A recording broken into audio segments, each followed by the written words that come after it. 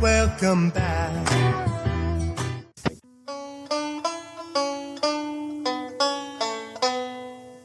Hey, Stanley. Yeah, George? How'd you like your own TV show? Hey, I got something to mail you out. Oh, you be careful now, you hear? Before you go and say something you're going to regret for the rest of your days. Like what? Like the wrong kid died? Oh, no!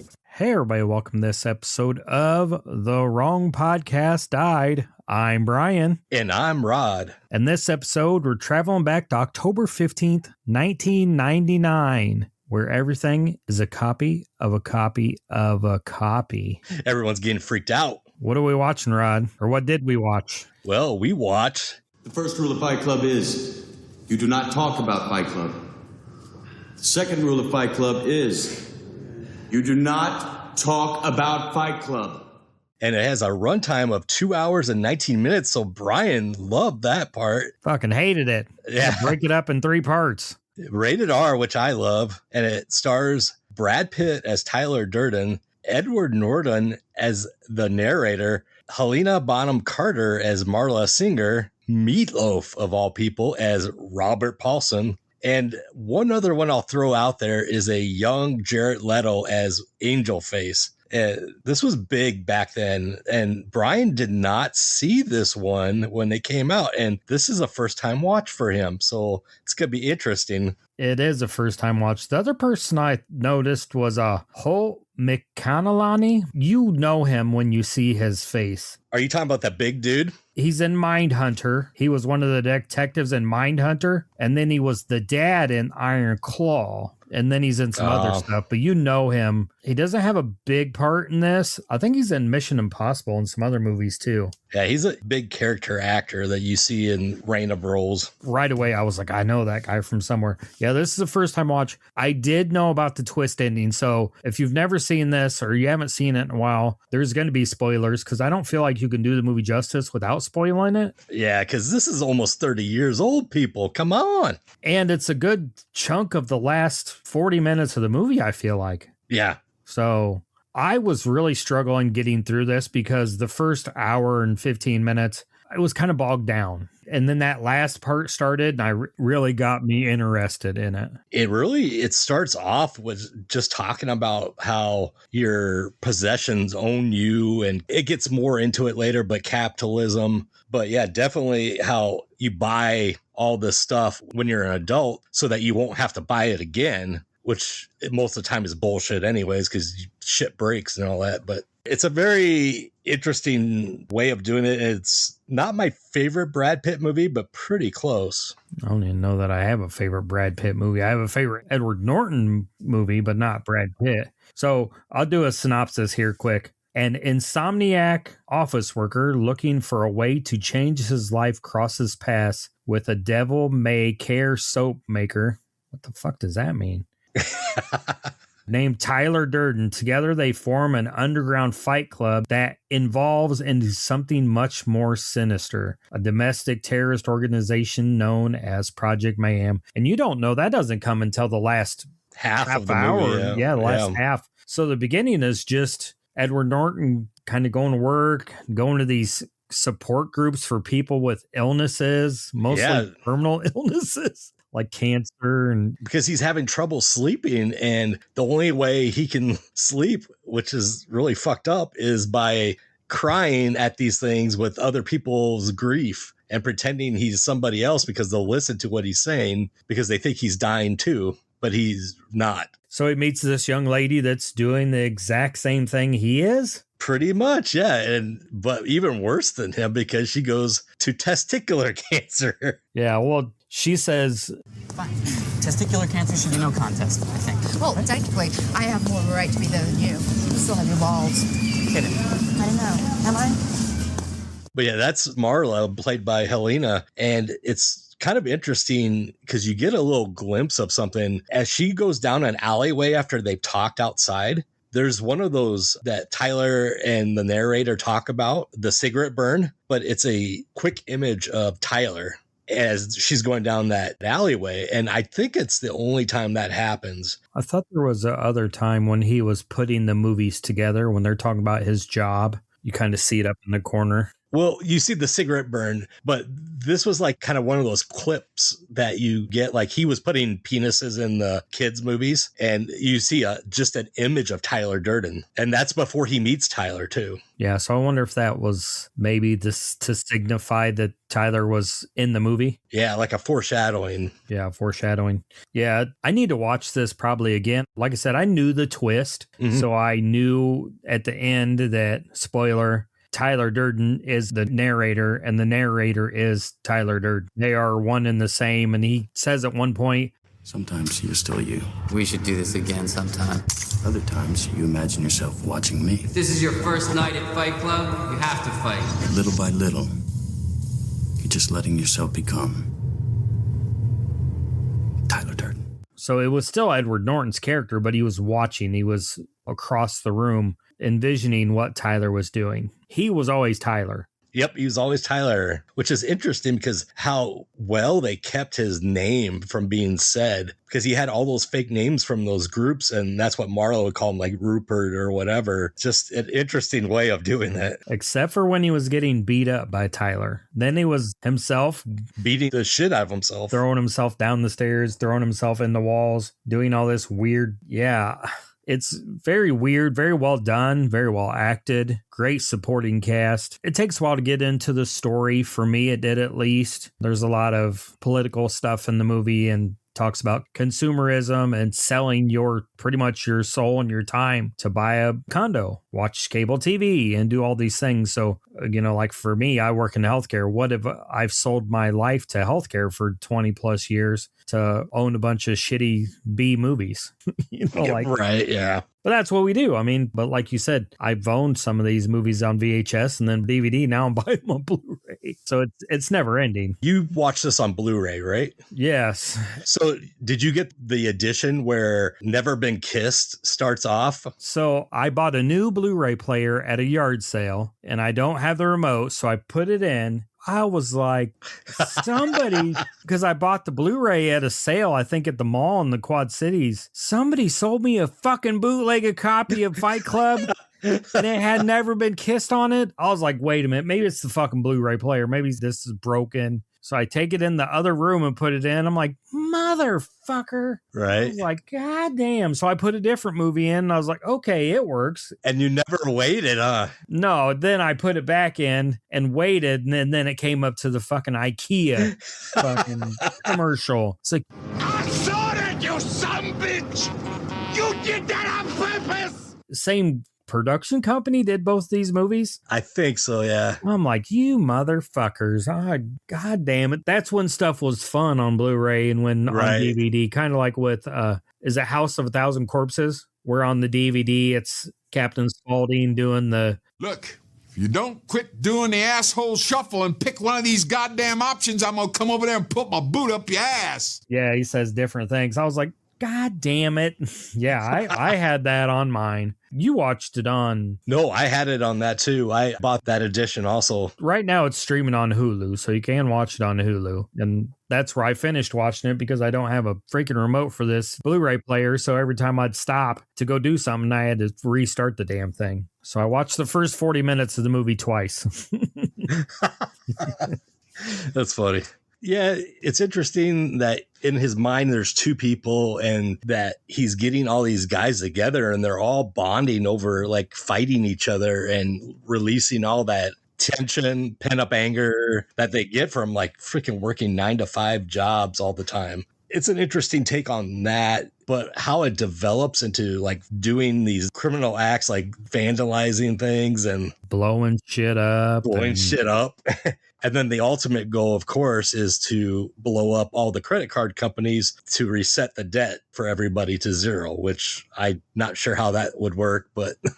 Well, nowadays it probably would because it's all backed up. But, maybe 30 years ago, if you blew up all the computers of all the major credit card companies, maybe it would be enough. Right. Yeah, it's just weird because the longer you watch the movie, the more it kind of leaks into the movie that Edward Norton's character, the narrator, is Tyler, is Brad Pitt's character, because you start to notice little things like Marla notices, who are you talking to? What are you doing? What's going on here? you know, so you start noticing little things like that. You're like, who's he talking to? She can't hear it. Nobody else can hear it. Yeah, there's a few interesting things too, because this was directed by David Fincher, who I've known the name. I wouldn't be able to recall what else he does. I know he'd done big things before, but one of the interesting things is when Tyler, the narrator, first leaving the bar, and he says, Tyler tells him to hit him, and he hits him, but he hits him in the ear. That was because David Fincher told Edward Norton at the last moment to hit him like hard in the ear. And Brad Pitt, all that swearing and everything, he did not know it was coming. He thought the punch was going to get pulled.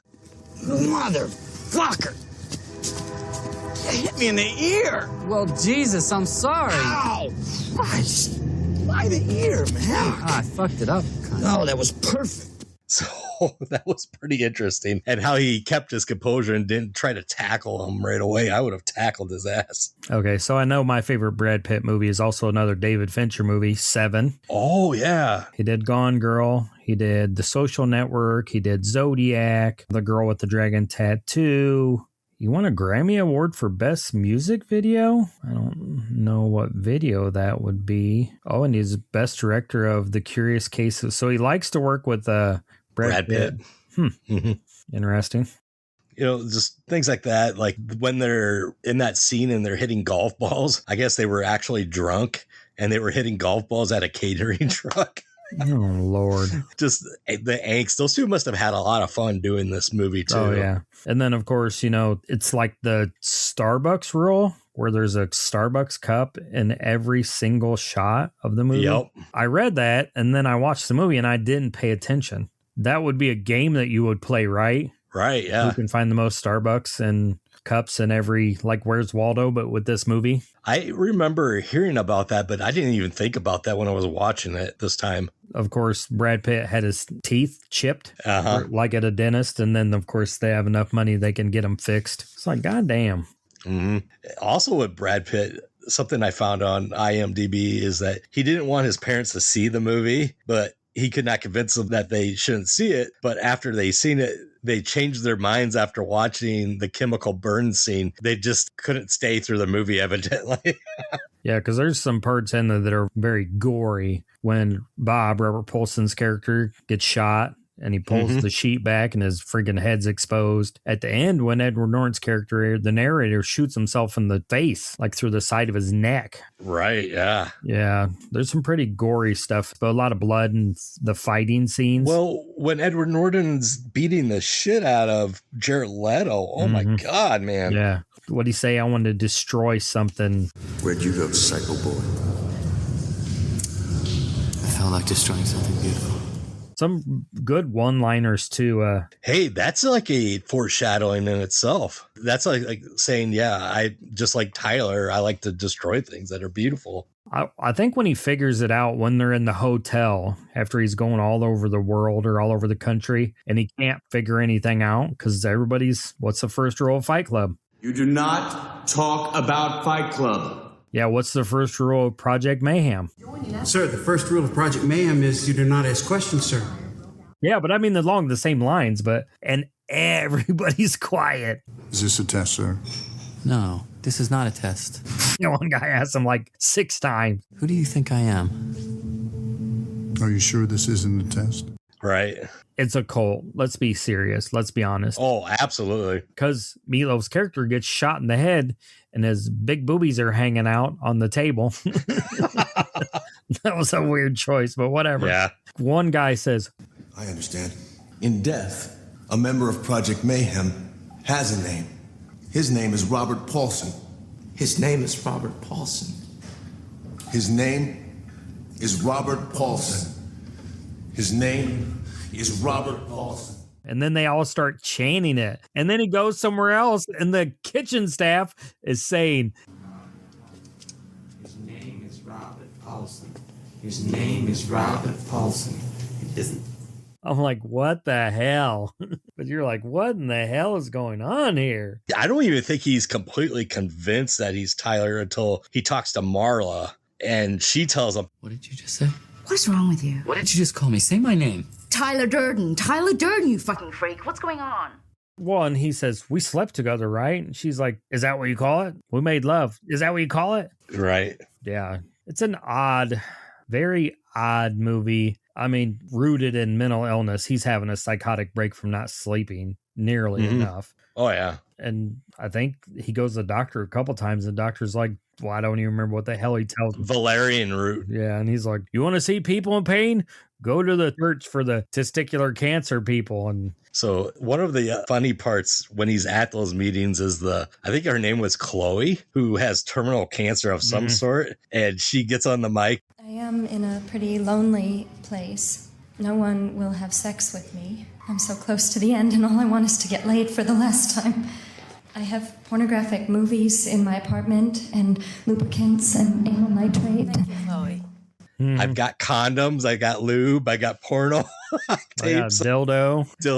And the lady's like, okay, and pushes her away from the... Damn, all Chloe wanted was to get laid. Yeah. Make-A-Wish? Is there a Make-A-Wish for that? Like, they send you to a porno set and you just get laid. And shit, I'm going to go get myself some cancer then. No, you don't want cancer that bad. But yeah, it's a very interesting movie. It's talked about a lot. It's referenced. People will always say, what's the first rule of whatever? And then they'll say, you don't talk about this. And okay, the first rule of Jewish Fight Club is if somebody says, ow, you stop. It's a cultural phenomenon that happened in the late 90s. Yeah, it didn't make a lot of money, though, when it went to the box office. Oh, I think it did. I don't know what you saw. Had a budget of $68 million and only made 100. Well, budget of $63 million, made 101 worldwide. So it didn't double its money. So it didn't make any money. Kind of the general rule of movies. If you don't double your money, you're not making money. But it became a massive hit on home video. And I mean, it's a cult classic. It's got several physical media releases. So I'm sure they've made their money back by now. Yeah. Do you want to go over? You may go over the physical media releases? Yeah, let's do it. Oh, hell. Yep, a 2000 VHS standard retail version. The landmark 2-disc special edition in the brown paper packaging was the 2000 DVD. 2002, it got a DVHS, a rare high definition tape for the D theater format. And then in 2002, it got a single disc budget re-release from 20th Century Fox. All these are from 20th Century Fox. 2009 Blu-ray, the 10th anniversary edition, featuring the Never Been Kissed menu prank. And then in 2014, it got another Blu-ray, Iconic Moments reissue with minimalist soap bar cover art. I didn't understand that reference till I watched it. In 2018, it got a limited edition steelbook. And then in 2026, I guess this is the 25th. Is this the 25th year? No, this is 27th year. Yeah, I don't know why, but it says 25th anniversary remastered, the first 4K restoration supervised by David Fincher. Which that must be something because it's in theaters, like I think next week. Down in Des Moines, it's being featured for a night there. It doesn't say exactly why. Let me double check. Weird, yeah. But it came out in 1999? Yeah, unless it was a wider release of some sort. I thought it was a wide release in 99. Experience Fight Club's remastered in stunning 4K quality for a limited time. So it's in 4K right now, I guess. Okay, so it's not a 25th anniversary. It's 4K restoration. Or was there a 25th anniversary release and then they're re-releasing it again? I don't know. Yeah, I actually have that paper bag copy too on the DVD. Yeah, that was my first copy of it. I didn't have a VHS. So not my favorite Brad Pitt movie. Definitely not my favorite Edward Norton movie, but I think it'll be due for a rewatch in a couple weeks, like a month, just to kind of let it sit for a minute. And I think if you put enough viewing time between the movie, you would forget certain things. So it would have a very good rewatch quality, if that makes sense. If you put enough time between knowing what happens, like My Bloody Valentine is one of my favorite movies. And almost every time I put a few years between viewings of it, and I forget who the killer is. I forget certain aspects of it. I know by the end, but I always put enough time between it that I forget exactly what happens. Well, I like doing that with that movie and watching the remake after it, like, because that one flipped the script on it. So I think if you give enough time in between rewatches, you'll definitely enjoy this movie more. You know, watch it, give it some time. You know, the other big movie I've never seen that people are always like, you've never seen that? What's that? The Big Lebowski. Ooh. Yeah, see? Peter, Wow. You never seen The Big Lebowski? I can't watch everything. Yeah. I can't watch every shitty B horror movie and watch The Big Lebowski. That's right. B horror shitty ones, at least, are a priority. What do you think? Well, one last thing for trivia. So I'll just read what I found on IMDb. In an infamous incident, the Friday that the film was released theatrically in the US, Rosie O'Donnell appeared on her TV show and revealed that she had seen the film earlier in the week and had been unable to sleep ever since. She then proceeded to give away the plot twist ending of the film and urged all of her viewers to avoid the movie at all costs. You asshole. Yeah, I know. Edward Norton, Brad Pitt, and David Fincher discussed this incident on their DVD commentary track, with Brad Pitt calling O'Donnell's actions unforgivable. So what a fucking cunt. Stay in Ireland. Yeah. God, why? I don't know why you would do that. I mean, why would you sell out? I mean, I don't know. Yeah, even if you don't like something, you don't do that to anybody that might be a fan or wants to go watch a freaking movie. I mean, Brad Pitt was a name by then. Edward Norton was starting to get bigger by then. Yeah. So I don't get it. Rosie. So that would have been on the Rosie O'Donnell show, which she had from 1996 to 2002. I'm surprised Hollywood didn't come down on her hard, like try to get her canceled and all that. Oh, yeah. Wasn't quite that time yet. We still had about a decade. Well, no, but still, Jesus. And that was after she had like her run of movies. So she wasn't nearly as popular as she was back when she was doing like League of Their Own, The Flintstones, Now and Then. Well, you ready to rate this? Yeah, I guess. Oh, wow. You want me to go first? Yeah, you go first. Okay. Well, yeah, it had been a while since I probably haven't seen this in a good 15, 20 years, I think. And it is long. 2 hours and 19 minutes is a long time to go through a movie. And sometimes movies don't always quite, flow for that long. This one, there were some dull spots that they could have cut. But overall, I love this movie. I give this a 4 out of 5 bars of soap. So a good 8 out of 10 there. I was close to that. After watching it, I've sat on it for, a little bit. That first watch, I was thinking, God, this is like a 3 out of 10. Like I was just not getting into it. And then that second half hits and I really caught on when he starts to figure things out and some of the action starts happening with the project. Then I was like, oh, okay. Definitely picks up quite a bit in that second half. Oh, yeah. So you get through that first half where it's kind of bogged down and it's developing the story. I'm with you. It is too long. They could have trimmed some of it off there. I don't need all of that. It could have been right at 2 hours or just under 2 hours. Yeah. So I settled on a 3.75 out of 5. This movie's too fucking long. The older I get, the more I despise super fucking long movies. I feel like the only movie that's been super long that I could sit through, and I haven't done it for a while, is the Lord of the Rings trilogy. Oh, wow. Those I'm fine with. I watched the extended version and I'm like, yeah, these are fucking great. Yeah. Just something about them. I remember what happens at the end of them. So I don't fucking know. Well, should we do a little this or that? I guess.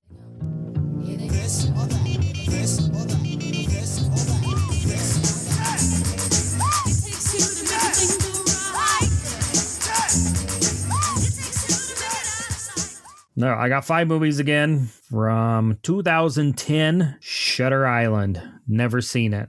I know the twist, but I've never seen it. A U.S. Marshal investigates the disappearance of a patient from a hospital for the criminally insane. So they say. That's got Leo. Yeah. From 1993, Falling Down. An ordinary man has a mental breakdown and goes on a violent rampage across Los Angeles against the frustrations of modern life.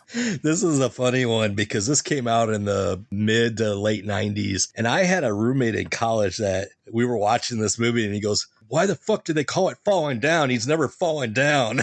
I was like, it's just a metaphor. Metaphor, dude. Yeah. From 1995, 12 Monkeys. A convict is sent back in time to gather information about a man-made virus that wiped out most of the human race. Brad Pitt movie. From 2004, The Machinist. An industrial worker who hasn't slept in a year begins to doubt his own sanity as strange things happen at work. That one I still have not seen. Is this Edward Norton too? No, this is Christian Bale. Christian Bale, yeah. He loses like a ton of weight for that movie. It's weird. I've seen it. And then from 2000, Memento. A man with short-term memory loss uses tattoos and notes to find his wife's killer in reverse chronological order.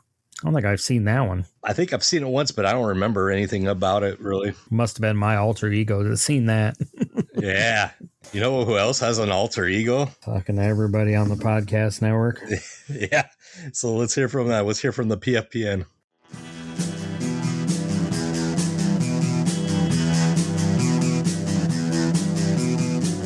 You're listening to the Prescribed Films Podcast Network, home to hundreds of hours of free podcast entertainment. The shows on this network all have a common goal, providing you with the best discussions about movies and other forms of entertainment media. The PFPN hopes to fill your earholes with audio joy.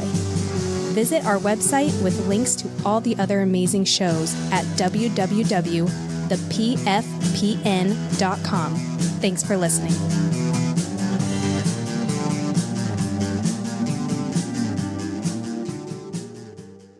So now that we've heard from the podcast network, let's get into the news. Yeah. And then on October 12th of 1999, the day of 6 billion is proclaimed by the United Nations Population Fund. This is basically just that there's 6 billion living humans in the world. The 6 billionth person was born. And right now, the current world population is around 8.3 billion. So after 27 years, we've gained another 2.3 billion. That's, I don't know, kind of a big increase. Well, yeah, but Jesus Christ, that's a lot of people to feed. Yeah. And my last story is on October 26th of that year, Britain's House of Lords votes to end the right of hereditary peers. So basically, this whole thing was that in the past, if you were a duke, earl, or some other noble of some sort, you could be on the parliament and you got it because of your bloodline. But this ended that they could still be on there, but they had to be voted in. That was pretty much it for that. I don't have any of that bloodline or nothing like that. Yeah, me either. Mine were probably a bunch of rednecks. But I thought you were related to Ghibli from the Lord of the Rings trilogy. Isn't that his name? I don't remember the little dwarf guy. What was his name? That was Gimli. Yeah, Ghibli, see, I got it right. Probably. He's a bit tougher than I am, man. Touch me. What? I cannot jump the distance. You have to touch me.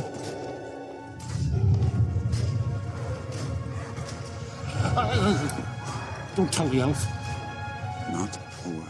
All right, we'll move to movies, and I'll go in the top 5 of that week. And number 5 was American Beauty. Very odd movie. Even odder knowing now that what we know now. Yeah.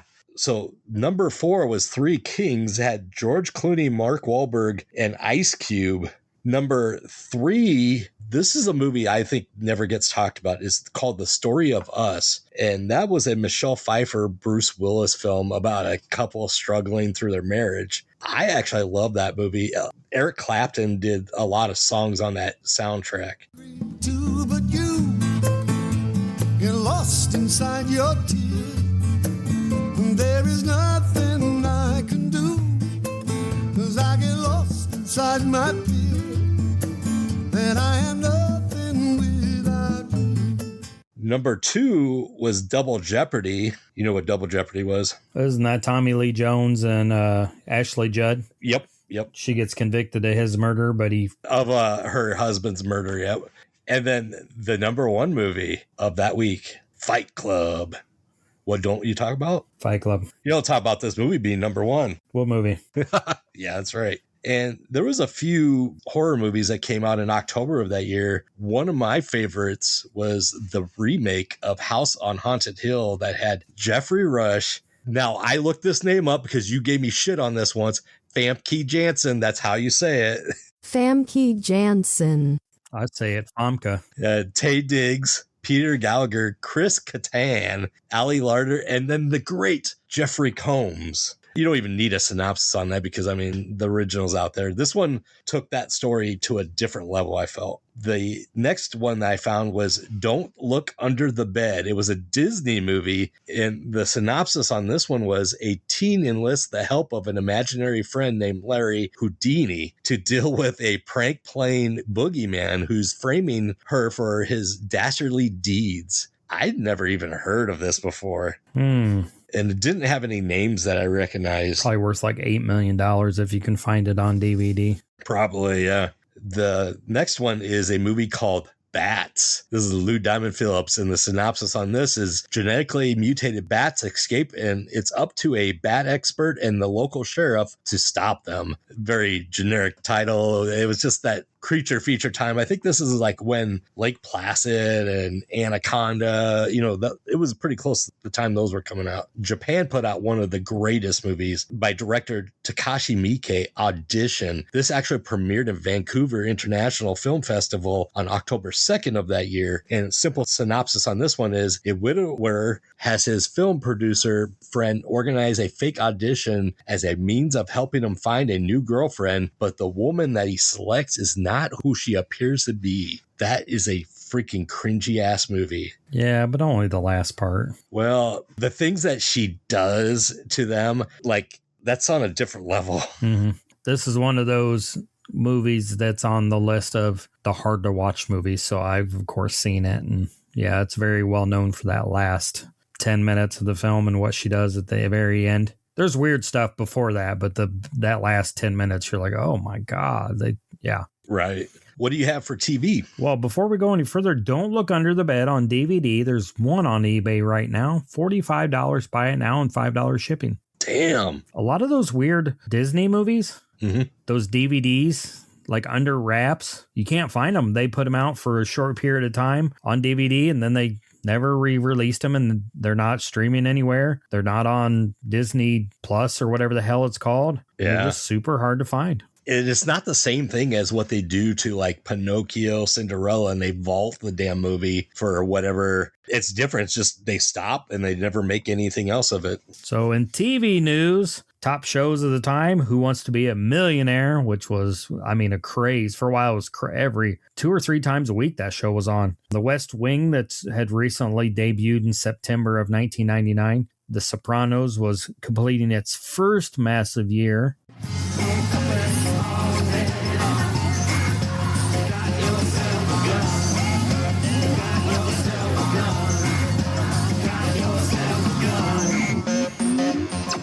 And of course, ER. Some of the gossip of the time, Michael Jackson and Debbie Rowe announced their divorce this month. Meanwhile, the world was buzzing about Matthew McConaughey being arrested in Austin for playing the bongos naked while in possession of marijuana. I love that.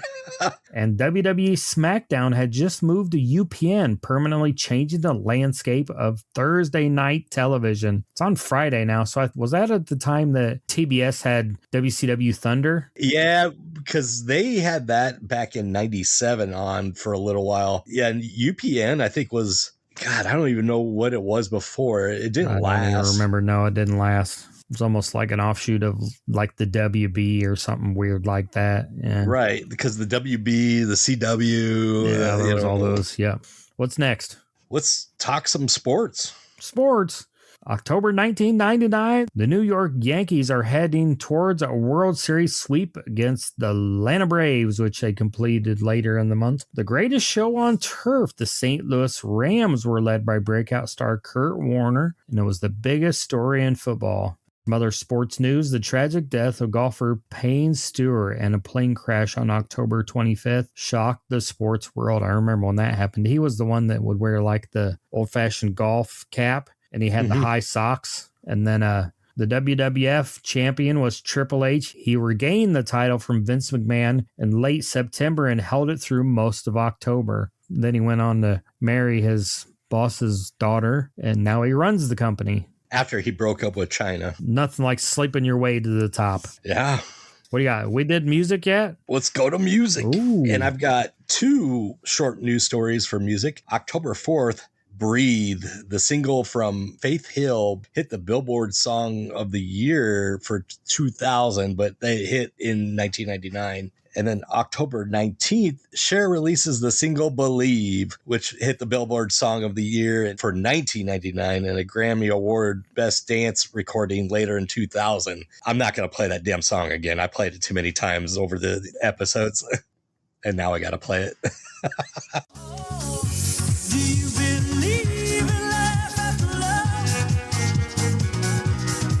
I can feel something inside me say, I really don't think you're strong enough, no. So number one US and R&B was called Heartbreaker by Mariah Carey featuring Jay-Z.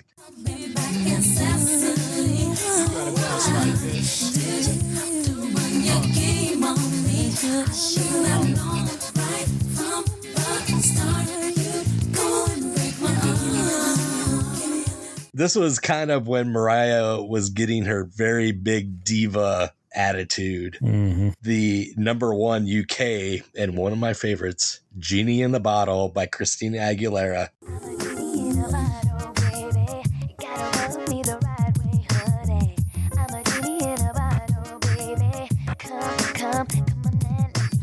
I had a crush on Christina Aguilera because we were only a couple years off and we were born on December 18th. Number one country was Something Like That by Tim McGraw. I don't remember that one. Yeah, I don't either. Number one alternative, which I think everyone probably remembers, is Higher by Creed.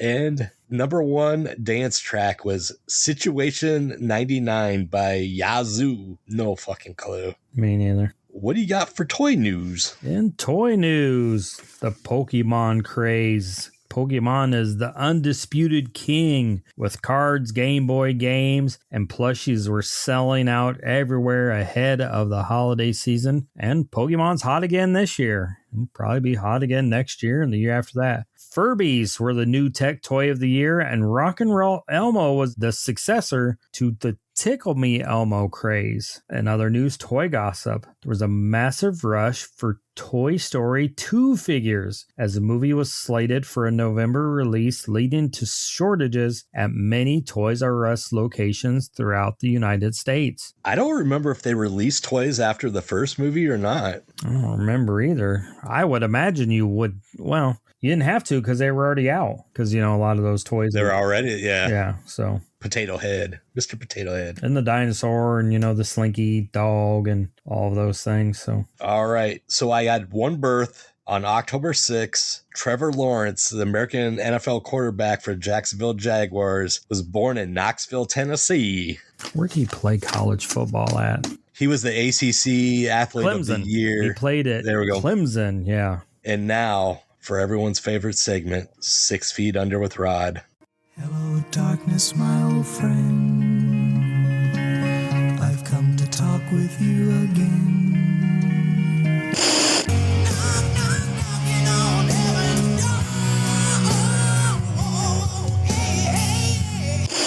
Maybe 6 feet is so far down. And I've got a few deaths here. Some of them are going to be celebrity deaths, but the one I'll talk about in more detail is October 5th. It's called the Ladbroke Grove Rail Crash, or sometimes known as the Paddington Rail Disaster. So a Thames train commuter service departing from London, Paddington, collided head on with a high-speed First Great Western train at a combined speed of approximately 130 miles per hour. So the cause of this was caused because the signal that when they passed to warn them something was coming, the Thames driver didn't see it. It's a red light and the sun shined on it, so he can't tell what it was doing. And he was actually pretty new. He was only 2 weeks in the job, which was freaking insane. They failed to stop at the signal, and the collision killed 31 people, including both drivers of the train, and injured more than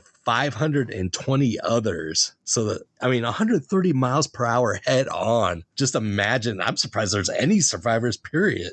Yeah, I'm surprised both trains just didn't go through each other. Yeah.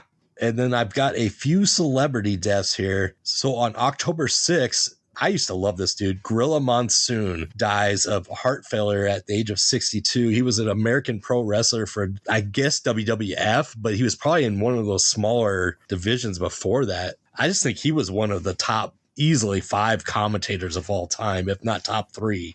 I'm Gorilla Monsoon. I'm your host, Bobby the Brain Heenan. Hello, everyone, and welcome to the first edition of Primetime Wrestling for 1988.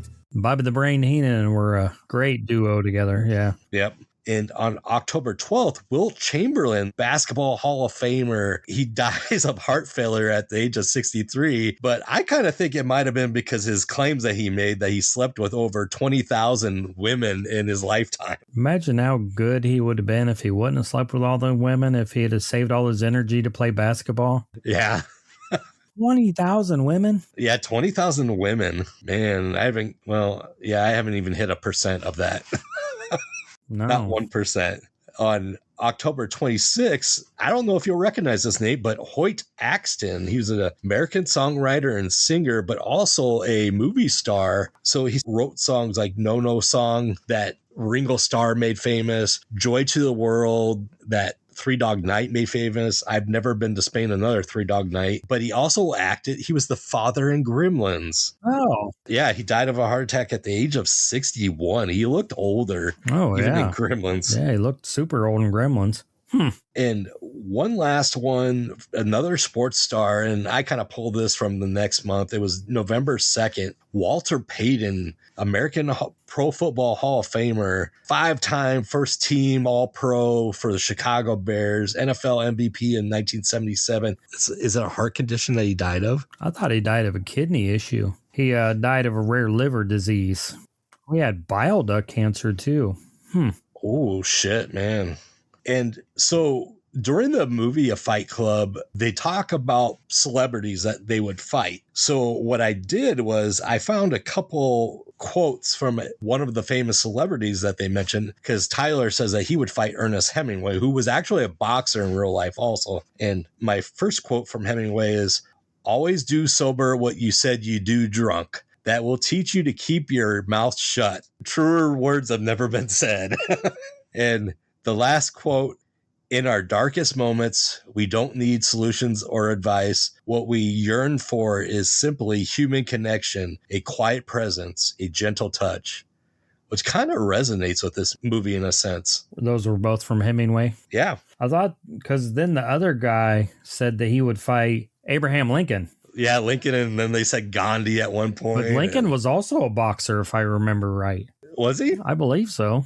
I feel like I've seen pictures of Lincoln. He was tall, lanky guy, but I remember he was a boxer. He'd be pretty good. So before we close out the show, I want to give a shout out to our friends at BTAA, better known as Brett and Tony with Ash and Abe. And I'll read you a letter I got from them. They live at 1428 Elm Street in Springwood, Ohio. If you would like to send them some mail, it's 45504 is the zip code there. It says, "Congratulations, Brian Godzilla Godsoul. We are very pleased to announce that out of several hundred entries, you are the winner of the first annual BTAA Superfan Drawing Giveaway Extravaganza. It is the love and support from amazing fans like you that keeps us hitting the record button every week. On behalf of the entire crew here at Brett and Tony with Ash and Abe, we want to thank you for spending an hour with us each and every week. We hope this box of gifts properly represents just how deep our gratitude goes. Love, Brett, Tony, Ash, and Abe." I really wish you would stop inspiring them for hitting the record button. So I got a Teenage Mutant Ninja Turtle Rat King toy. I got a new holder for my microphone. I got a bunch of stickers. I got a bunch of stuff I gave Finley. I got a pack of baseball cards, and I pulled an autograph of a Cincinnati Reds player, rookie. They think he's going to be pretty good this year, so that was pretty cool. I think I got some movies. I got all kinds of cool stuff in there. Thank you, and we should probably have one of them on the show as a guest. We had Brett on already. Yeah, we've had Brett, so I don't know. Maybe they could decide on their own. Or they can flip a coin or draw a straw or, yeah, who knows what. But yeah, I feel like maybe in July we'll just skip fireworks and all that stuff and have one of them on the show. Then again, we could always talk about Born on the 4th of July. Ooh. That's a pretty good movie, and I just bought a copy. That marks the end of our broadcast day here at The Wrong Podcast Died. Our transmission is powered by a frequency of 800 watts. We will resume our usual programming in 2 weeks. Until then, we bid you good night.